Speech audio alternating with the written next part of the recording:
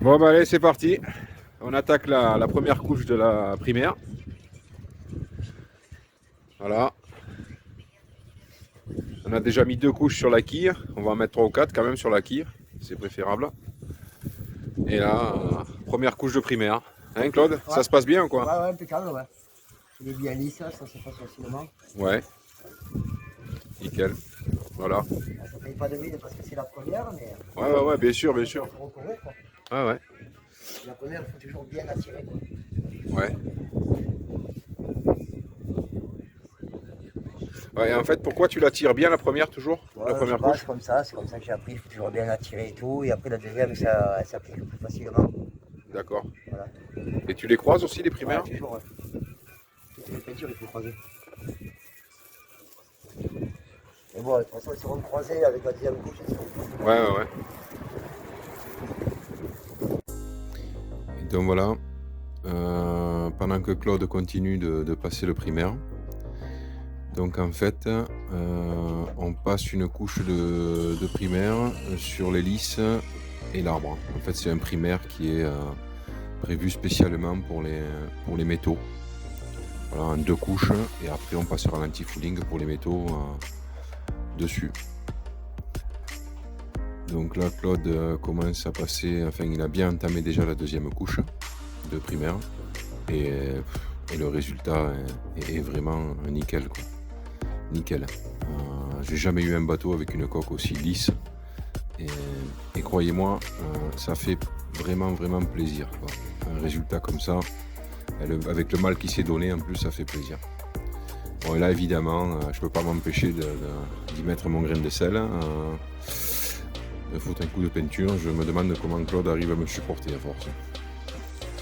Donc voilà, là les 2 couches de primaire sont finies.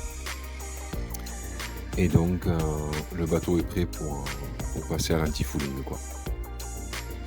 Donc le résultat me convient, c'est vraiment nickel, je suis vraiment content là-dessus. Le bateau est nickel. Là, place à l'anti-fouling maintenant.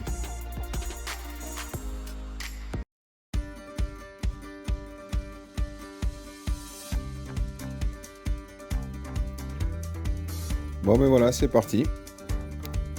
Première couche d'anti-fouling, donc Claude est en train de passer la première couche d'anti-fouling. On a fait le choix d'appliquer de l'anti-fouling semi-érodable. Voilà. J'ai jamais essayé. Voilà, Claude m'a dit que c'était pas mal. On verra bien, hein. De toute façon, il ressort. Le bateau doit ressortir normalement au mois de juin pour la révision moteur annuelle. Et puis en même temps, on jettera un coup d'œil à l'anti-fouling. Donc on verra bien. Voilà. Le semi-érodable, jamais essayé, donc c'est l'occasion. Je vais essayer. Voilà, donc la première couche c'est très bien passé. Là, Claude est en train de passer la seconde couche. Donc ça commence à sentir bon. L'anti-fouling est presque terminé. On commence à deviner un petit peu le résultat final. Et croyez-moi, je suis entièrement satisfait. Donc maintenant, il va falloir tout simplement que la capitainerie cale le bateau sur sangle afin que Jean-Paul puisse finir en fait la préparation et la mise en place de l'anti-fouling sur les emplacements de patins. Voilà, donc chose qui a été faite sans souci. Donc la capitainerie était sympa. Ils ont laissé le bateau au moins une demi-heure, 3/4 d'heure sur sangle pour pouvoir effectuer les finitions. Donc c'est cool et je les en remercie. Voilà. Alors là par contre quand le bateau est prêt donc à aller à l'eau avec la grue, déjà le chauffeur il était, je sais pas s'il était pressé, mais en tout cas l'image n'est pas en accéléré, hein. C'est la vraie image, donc il allait assez vite déjà. Donc ça c'est un premier coup de stress, hein. Deuxième très gros coup de stress, au moment de descendre le bateau, donc la grue va tomber en panne. Donc comme vous voyez sur l'image, le bateau commence à piquer du nez, vraiment franchement. Encore à l'image on le voit mal, mais quand à côté du bateau, c'est assez impressionnant. Donc du coup la grue en panne, le bateau qui est resté entre 2 heures et 2 heures et demie, voilà, suspendu à des sangles, en mode bateau volant. En fait, il a fait l'attraction dans Port-le-Cap. Ouais, c'était une petite parenthèse. Mais c'est pas rassurant. Quand on est le propriétaire du bateau, c'est assez flippant quand même. Voilà, bon, tout s'est arrangé.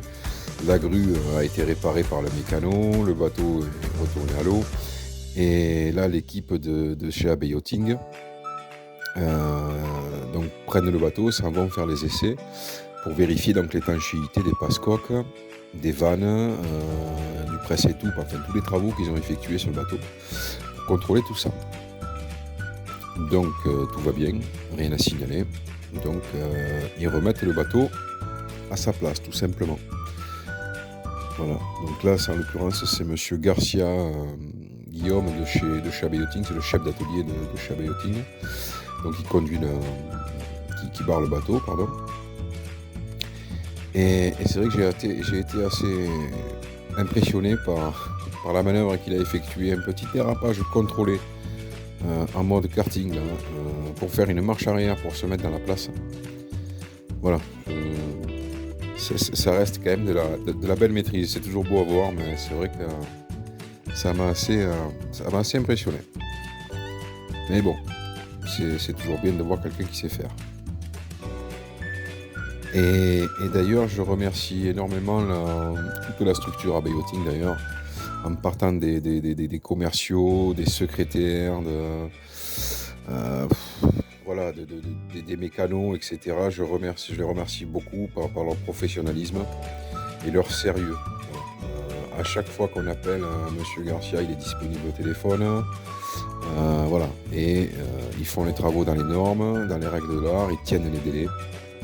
Voilà, c'est une bonne structure que je conseille si vous ne la connaissez pas, aussi bien pour acheter des bateaux neufs que pour faire réparer vos bateaux, les entretiens, les hivernages, etc. Enfin, ils font un tas de trucs, ils sont concessionnaires Beneteau. Honnêtement, c'est une bonne structure que je conseille.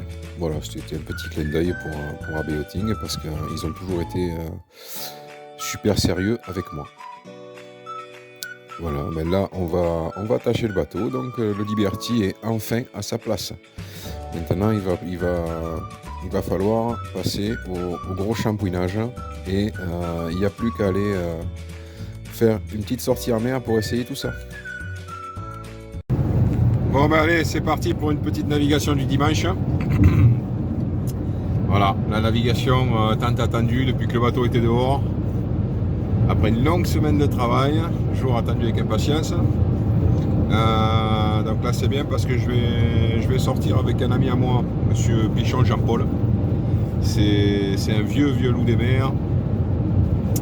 Et croyez-moi, il en connaît un bon rayon, il a un très très gros dossier au niveau de la navigation. Bon après c'est pas forcément mon époque, c'est l'époque à Tabarly, tout ça, c'est la même époque, donc il a côtoyé tous ces gens-là. Donc je pense que ça va être une navigation intéressante. Voilà. Allez, c'est parti. Bon ben c'est parti. Petite navigation avec Jean-Paul.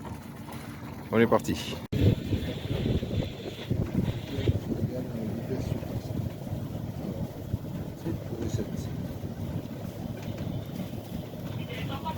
Bon ben on est parti, c'est Pétole. Pétole. Il y a 4 nœuds 6 devant. On espère choper le vent un peu plus loin là-bas où il y a les risées là. L'eau est vachement plus foncée au bout là-bas. On y va.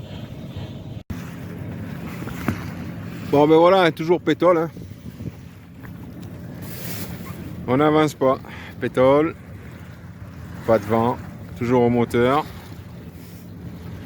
On va se faire un petit mouillage là. Tranquille. On va s'arrêter mouiller à la Frankie.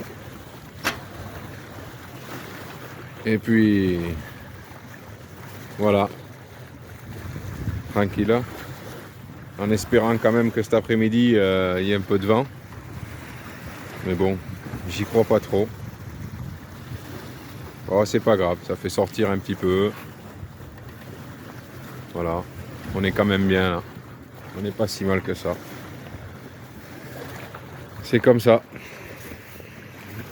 Pétole, ça fait partie de la navigation aussi, malheureusement. Mais bon, c'est vrai que j'aurais aimé qu'il y ait un peu plus de vent quand même. Bon, on n'est pas bien là. Au mouillage, à la Frankie, compagnie de Jean-Paul. Alors, Jean-Paul, parlons-en de Jean-Paul. Jean-Paul, c'est un très grand monsieur. C'est quelqu'un c'est quelqu'un de très humble. Il aime pas parler de lui, il aime pas se vendre. D'ailleurs, quand il me parlait à la caméra, là, il parlait tellement doucement qu'on l'entendait pas du tout. Donc c'est pour ça que je parle pour lui. Donc Jean-Paul est un très très gros navigateur. Il a un vécu qui est énorme, il a un très très gros passé dans la navigation.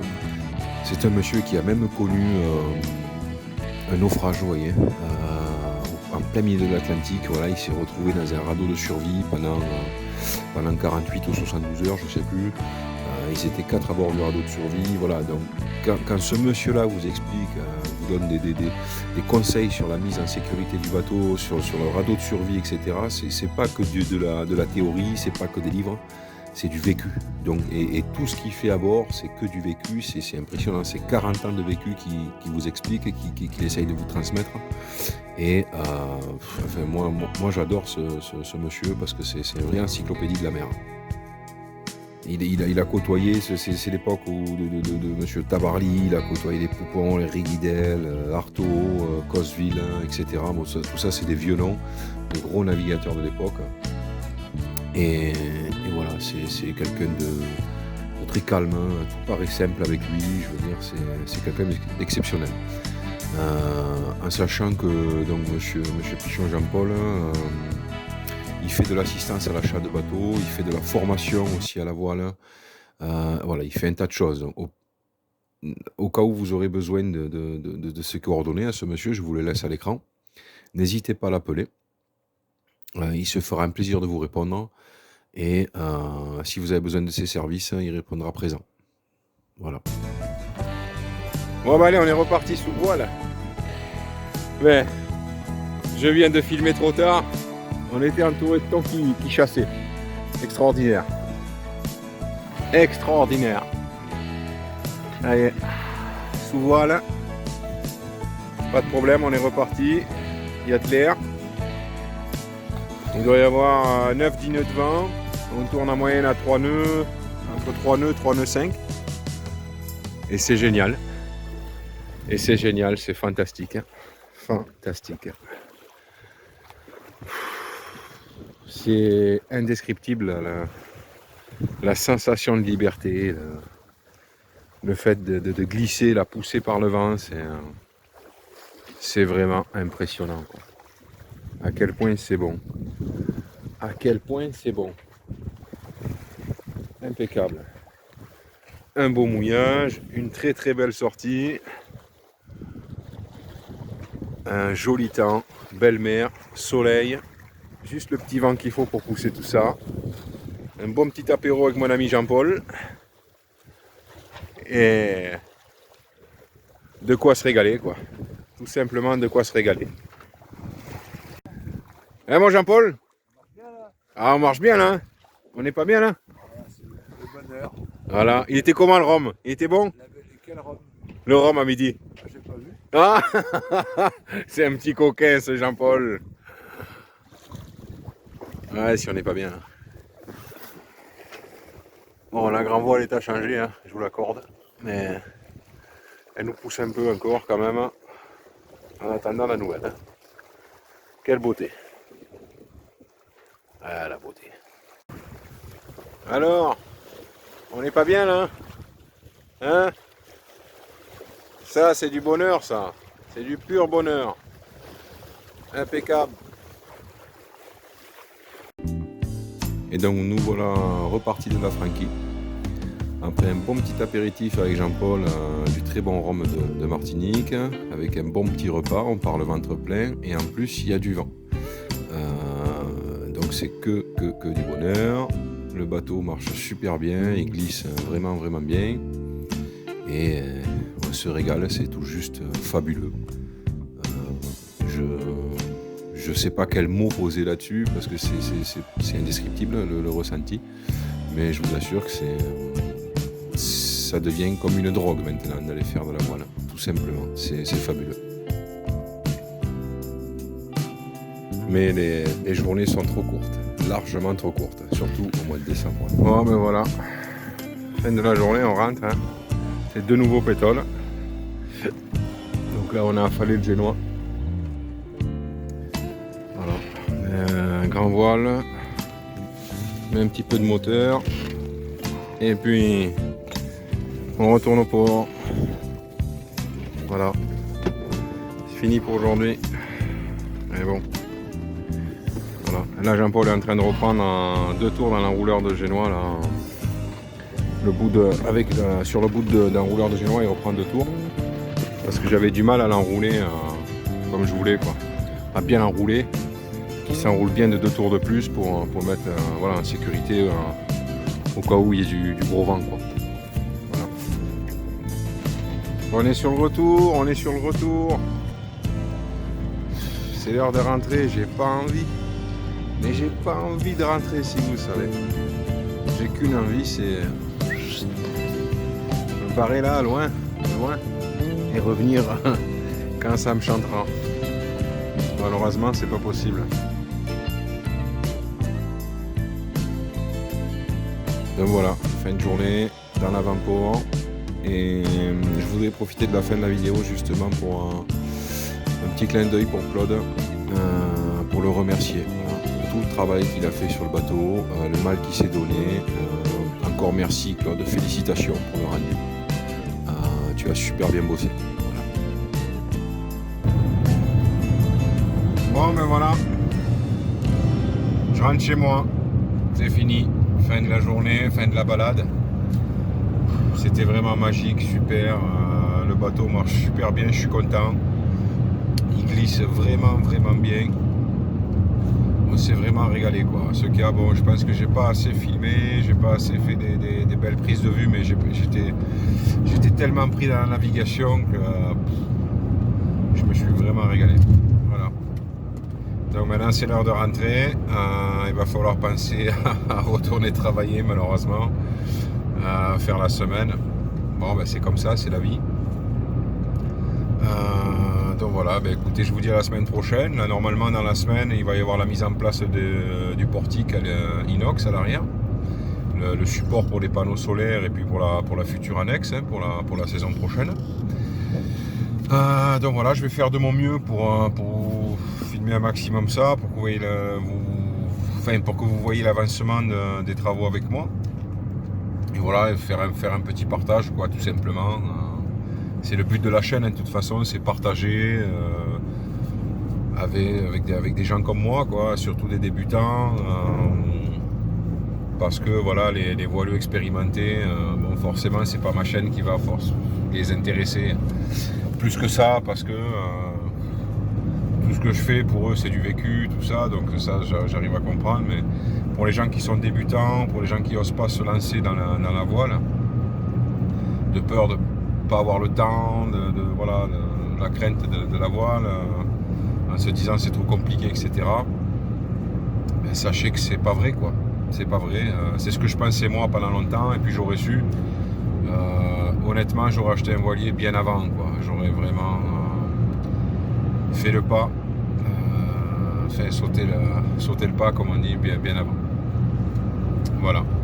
Sur ce, je vous dis au revoir. Et merci d'avoir regardé la vidéo, merci à tous les gens qui se sont déjà abonnés, ça fait vraiment plaisir.